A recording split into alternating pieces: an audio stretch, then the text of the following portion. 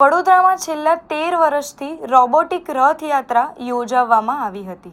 નિઝામપુરામાં રહેતા જય મકવાણા વરિષ્ઠ દાદી સહિત તેમના પરિવારના સભ્યો અને મહેમાનોએ સુવર્ણ સાવરણી રસ્તો સાફ કર્યા બાદ ભગવાન જગન્નાથની રોબોટિક રથયાત્રાને પ્રસ્થાન કરાવ્યું હતું।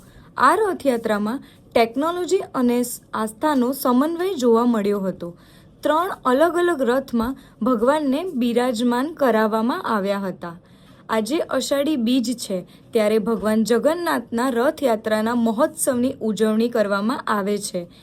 આજે ભગવાન જગન્નાથ, ભાઈ બલભદ્ર, બહેન સુભદ્રા મહારાણી અને સુદર્શનજીની રથયાત્રા યોજાઈ હતી, જેમાં નૃત્ય સેવા અને કીર્તન સેવા પણ પ્રભુને અર્પણ કરવામાં આવી હતી। સાથે ગૌ બાળક તેમની આગળ ચાલી રહ્યા હતા।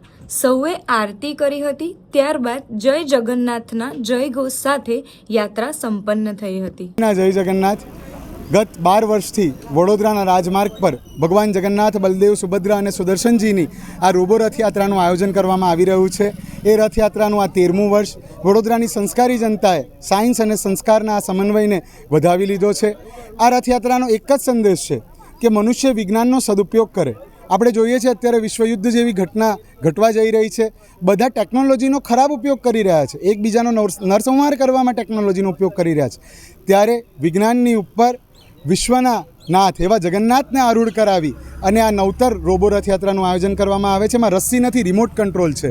તો રિમોટ કંટ્રોલ વડે આપણે ભગવાનના રથને ખેંચીએ છીએ।